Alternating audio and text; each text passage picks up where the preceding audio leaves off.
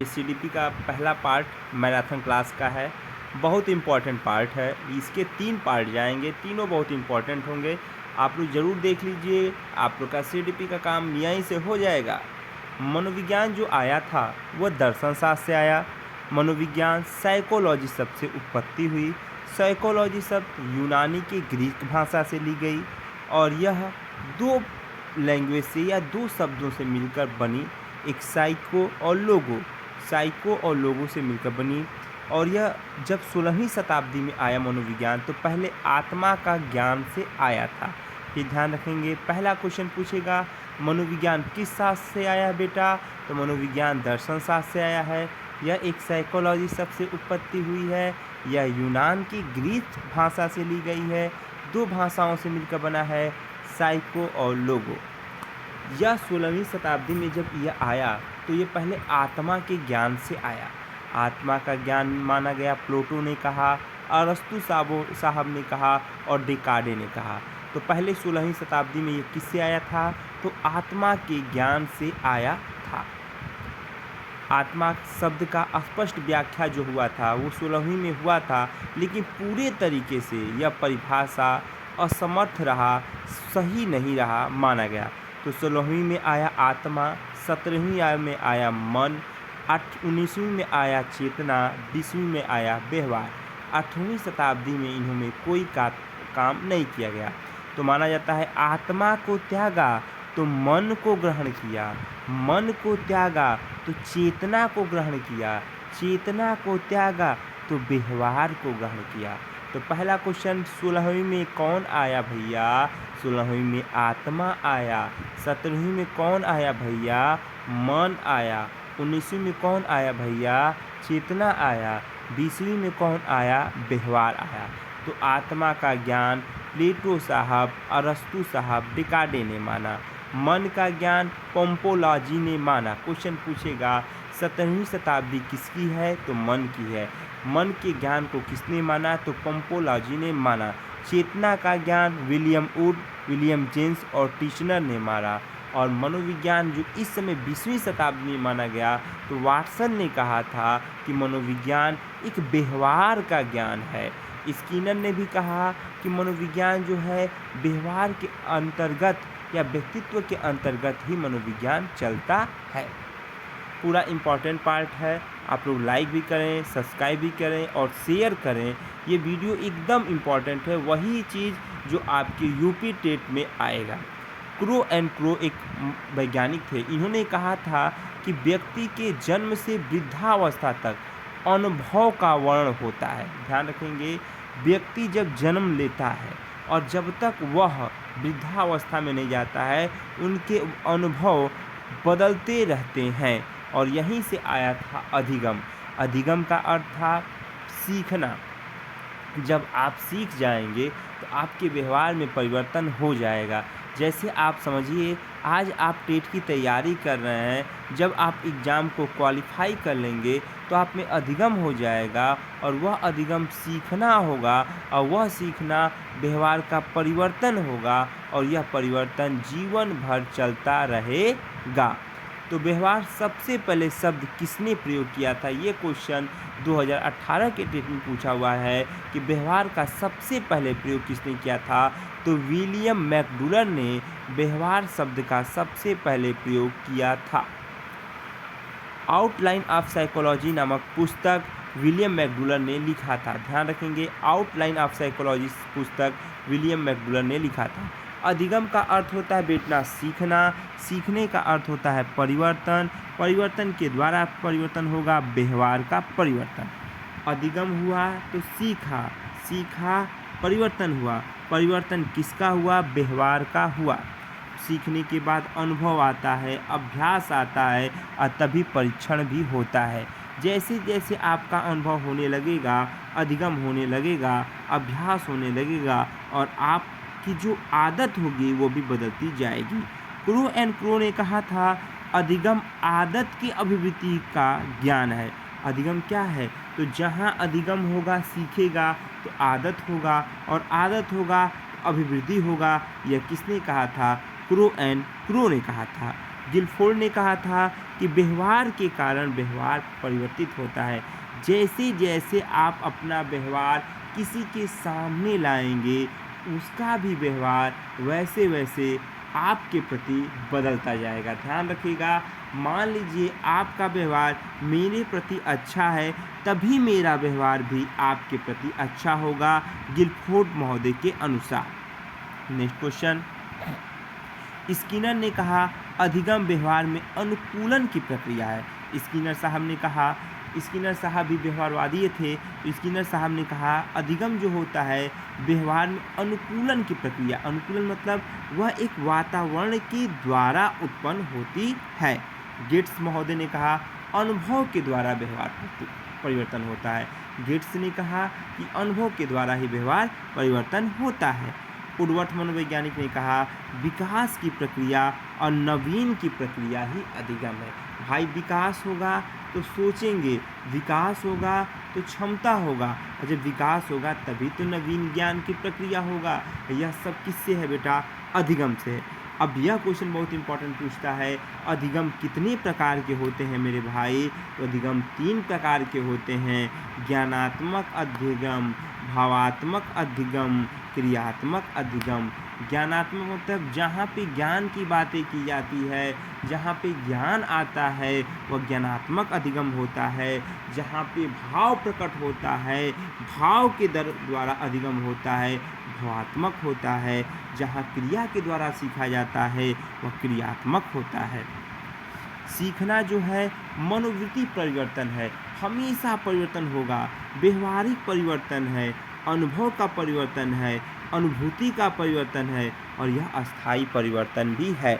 जैसे जैसे आप सीखते जाएंगे आप में अनुभव आता जाएगा, अनुभूति आता जाएगा, और आपका परिवर्तन धीरे धीरे अस्थायी होता जाएगा।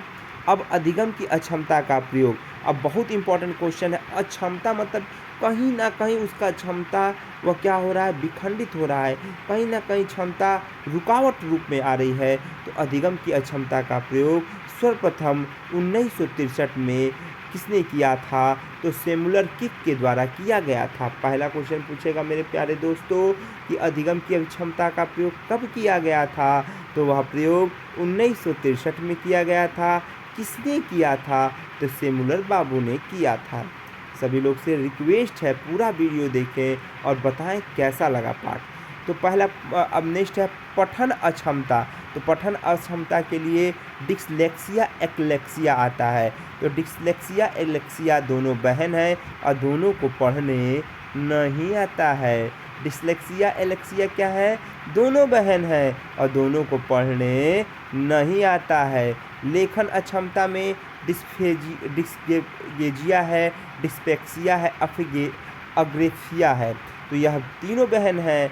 डिस्गेजिया भी बहन है, डिस्पेक्सिया भी बहन है, अग्रेफिया भी बहन है, और इनको लिखने नहीं आता है। ग्रेफिया मतलब ग्राफ, और ग्राफ मतलब होता है लिखना।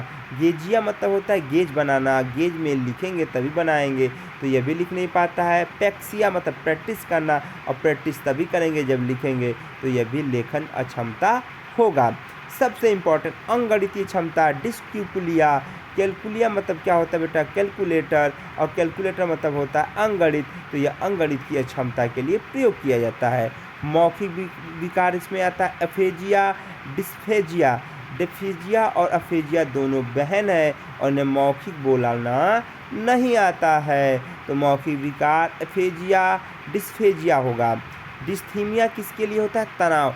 जब आपके दिमाग में तनाव आ जाता है या मानसिक में तनाव आ जाता है तो वह डिस्थीमिया कहते हैं। थीमिया मतलब रुकावट, और जब तनाव आएगा तो रुकावट आ जाएगा। डिस्मोर्फिया, डिस्मोर्फिया जो होता है भ्रम की अवस्था होता है। मोर्फिया मतलब मोर, और मोर कहाँ है? यह भ्रम है कि मोर कहाँ है। तो डिस्मोर्फिया भ्रम की अवस्था होता है। पूरा सिखाने का प्रयास कर रहे हैं, पूरा आप लोग समझते जाइए, वीडियो को अंत तक देखिए, जरूर आएगा। सीखने का वक्र जो होता है, सीखा जाता है तो कोई सरल रेखा में सीखता है, कोई उन्नतर में सीखता है, कोई नोत्तर में सीखता है, तो इसको बताया जाएगा। अधिगम और समय, समय के अनुसार अधिगम चलता जाएगा, समय के अनुसार हमेशा अधिगम चलता जाएगा, उसे सरल रेखा अधिगम कहते हैं। अब देखिए उन्नतोत्तर, इसी को अवनति वक्र भी कहते हैं, उन्नति वक्र कहते हैं। जहाँ पे पहले कम हो, बाद में कम से अधिक की ओर जाए, उसे उन्नतोत्तर वक्र कहेंगे। ध्यान रखेंगे, कम से किधर जाएगा भैया, कम से अधिक की ओर जाएगा तो उसे उन्नतोत्तर वक्र कहेंगे। नतोत्तर वक्र अधिक से कम की ओर आए, पहले अधिक था बाद में क्या हो जाए, कम हो जाए, तो नतोत्तर वक्र कहेंगे। अधिगम का पठार का अर्थ होता है बेटा कि बार बार लड़का पढ़ रहा है, बार बार एग्ज़ाम दे रहा है, लेकिन एग्ज़ाम में वो पास नहीं हो रहा है, तो अधिगम रुकावट हो जाएगी, और जब रुकावट हो जाएगा तो पठार का आना स्वाभाविक हो जाएगा। तो ध्यान रखेंगे, कम से अधिक उन्नतोत्तर, अधिक से कम नतोत्तर, और जहाँ पे अधिगम का रुकावट पठार होना। भैया नेक्स्ट है थॉर्नडाइक बाबू हैं। थॉर्नडाइक बाबू जो थे वह अमेरिका के रहने वाले थे। इन्हें पशु मनोवैज्ञानिक के रूप में जाना गया। इन्हें प्रथम शैक्षिक मनोवैज्ञानिक भी कहा गया। ये शिक्षा मनोविज्ञान के क्षेत्र में इन्हों को पुरस्कार दिया गया, सीखने का सिद्धांत दिया, और इन्हीं की किताब का नाम था थॉर्नडाइक थ्योरी ऑफ लर्निंग के नाम से भी जाना गया। तो थॉर्नडाइक साहब कहाँ के थे, यूएसए के थे। पशु मनोवैज्ञानिक पर इन्होंने दिया था, प्रथम शैक्षिक मनोवैज्ञानिक भी थे। शिक्षा मनोविज्ञान में इनको पुरस्कार दिया गया, सीखने का इन्होंने सिद्धांत दिया, और इनकी किताब का नाम था थॉर्नडाइक थ्योरी ऑफ लर्निंग के नाम से जाना गया।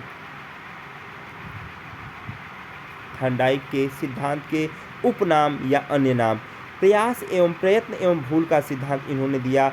बहुत इंपॉर्टेंट है कि प्रयत्न एवं भूल का सिद्धांत किसने दिया, थॉर्नडाइक ने दिया। प्रयास एवं त्रुटि का सिद्धांत बेटा थॉर्नडाइक साहब ने दिया। उद्दीपन की अनुक्रिया का सिद्धांत भी थॉर्नडाइक ने दिया। संयोजनवाद का सिद्धांत भी थॉर्नडाइक ने दिया, और संबंधवाद का भी सिद्धांत थॉर्नडाइक ने दिया। इसमें इम्पॉर्टेंट जो है, प्रयास एवं त्रुटि पूछता है, प्रयत्न एवं भूल पूछता है, और उद्दीपन का अनुक्रिया सिद्धांत पूछता है। ध्यान रखेंगे, थॉर्नडाइक के नियम 2 थे, गौण नियम थे और मुख्य नियम थे। मुख्य नियम थे और गौण नियम, मुख्य में 3 थे, गौण में 5 थे। रट जाएंगे, घोट जाएंगे, पी जाएंगे, जब तक तोड़ेंगे नहीं तब तक छोड़ेंगे नहीं। हर हर महादेव। तो मुख्य नियम 3 और गौण नियम 5। मुख्य नियम थे अभ्यास का नियम, बच्चा अभ्यास के द्वारा सीखता है। दूसरा था तत्परता का नियम, जब तत्पर होगा तभी अभ्यास करेगा, तो दूसरा था तत्परता का नियम। तीसरा था प्रभाव या परिणाम का नियम, जब अभ्यास करेगा, तत्पर होगा तभी तो प्रभाव डालेगा। जब तक वह अभ्यास नहीं करेगा, तत्पर नहीं होगा, तब तक प्रभाव भी डाल नहीं पाएगा। तो ये मुख्य नियम थे। गौण नियम में था बहुप्रतिक्रिया का नियम, मनोवृत्ति का नियम, साहचर्य का नियम, आत्मीकरण का नियम और आंशिक क्रिया का नियम। तो ध्यान रखेंगे, थॉर्नडाइक ने 2 नियम दिए, मुख्य नियम और गौण नियम। इन्होंने अपना प्रयोग बिल्ली पर दिया। बिल्ली जो थी भूखी थी, उसका कलर भूरा रंग था। उसको प्रजल बॉक्स में रखा गया।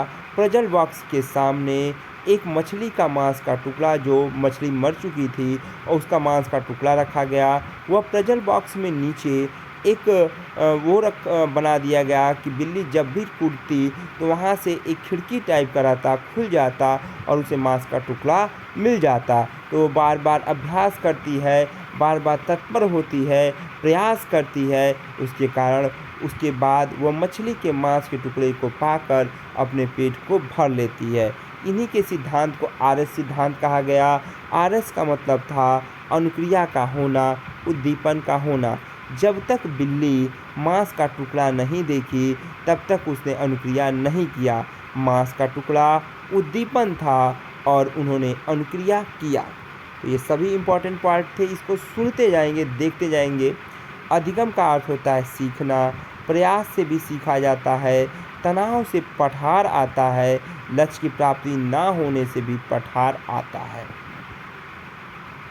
अब यह ट्रिक है, कैली थे समूह में, हमारे साथ बोलिए आप लोग, कैली थे समूह में, थान बहु आए, एक बार बिने 2-3 बार मैन आए। तो समूह कारक का सिद्धांत किसने दिया था भैया? कैली महोदय ने। बहुकारक का सिद्धांत किसने दिया था बेटा? थॉर्नडाइक ने।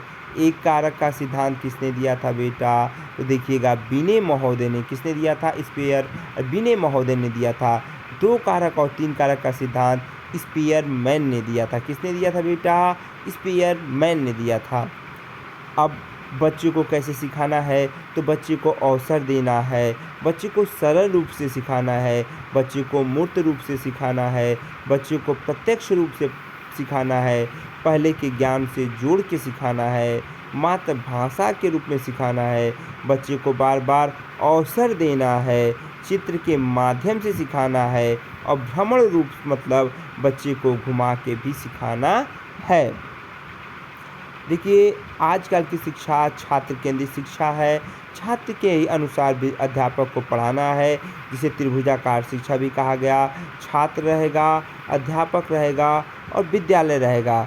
अध्यापक विद्यालय में रुचि पैदा करेगा, छात्र में रुचि आएगा, तभी वह सहयोग की भावना होगी और वह अपने पाठ्यक्रम के हिसाब से भी पढ़ने लगेगा। तो ध्यान रखेंगे आज की शिक्षा छात्र केंद्रित होनी चाहिए, रुचि पैदा करने वाली शिक्षा होनी चाहिए, एक दूसरे से सहयोग की भावना की शिक्षा होनी चाहिए और बच्चों के हिसाब से ही पाठ्यक्रम बनाना चाहिए। आजकल की शिक्षा बिना बोझ की शिक्षा देना है, बिना दबाव की शिक्षा देना है और वह रोचक रूप से शिक्षा, गतिविधि के रूप से शिक्षा देना है। सरल से कठिन देना है, मूर्त से अमूर्त देना है, प्रत्यक्ष से अप्रत्यक्ष देना है। एक बार और देखेंगे, बच्चे को पहले सरल बताना है, फिर कठिन बताना है।